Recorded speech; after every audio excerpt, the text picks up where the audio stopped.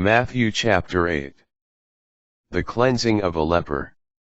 When Jesus came down from the mountain, great crowds followed him. And then a leper approached, did him homage, and said, "Lord, if you wish, you can make me clean." Stretched out his hand, touched him, and said, "I will do it. Be made clean." His leprosy was cleansed immediately.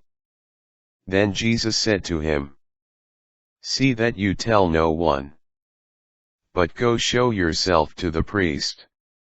And offer the gift that Moses prescribed, that will be proof for them." The healing of a centurion's servant. When he entered Capernaum, a centurion approached him and appealed to him, saying, "Lord, my servant is lying at home paralyzed, suffering dreadfully." He said to him, "I will come and cure him." The centurion said in reply, "Lord, I am not worthy to have you enter under my roof. Only say the word and my servant will be healed. For I too am a person subject to authority, with soldiers subject to me. And I say to one, 'Go,' and he goes. And to another, 'Come here,' and he comes. And to my slave, 'Do this,' and he does it." When Jesus heard this, he was amazed and said to those following him, "Amen, I say to you, in no one in Israel have I found such faith. I say to you, many will come from the east and the west, and will recline with Abraham, Isaac, and Jacob at the banquet in the kingdom of heaven. But the children of the kingdom will be driven out into the outer darkness, where there will be wailing and grinding of teeth." And Jesus said to the centurion, "You may go, as you have believed. Let it be done for you." And at that very hour his servant was healed. The cure of Peter's mother-in-law. Jesus entered the house of Peter, and saw his mother-in-law lying in bed with a fever. He touched her hand, the fever left her, and she rose and waited on him.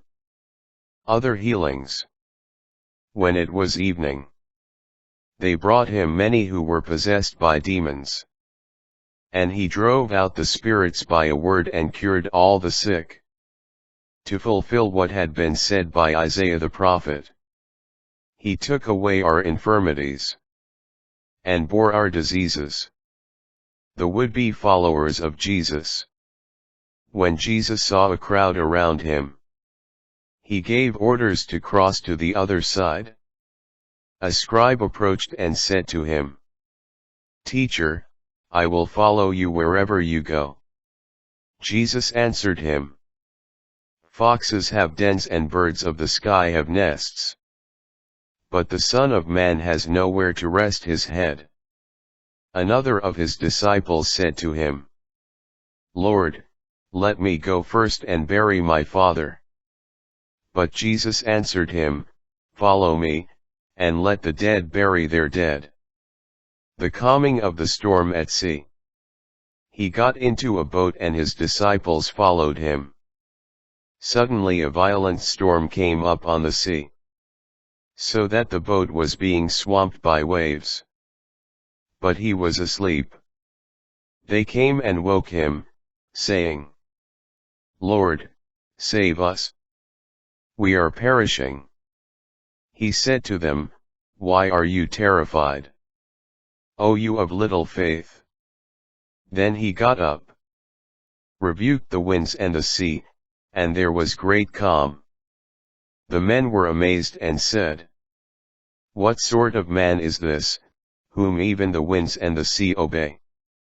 The healing of the Gadarene demoniacs. When he came to the other side, to the territory of the Gadarenes, 2 demoniacs who were coming from the tombs met him.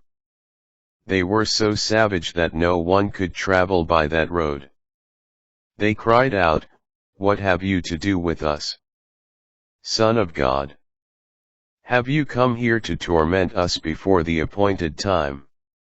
Some distance away a herd of many swine was feeding. The demons pleaded with him, "If you drive us out, send us into the herd of swine." And he said to them, "Go then." They came out and entered the swine. And the whole herd rushed down the steep bank into the sea, where they drowned. The swineherds ran away. And when they came to the town, they reported everything, including what had happened to the demoniacs. Thereupon the whole town came out to meet Jesus. And when they saw him, they begged him to leave their district.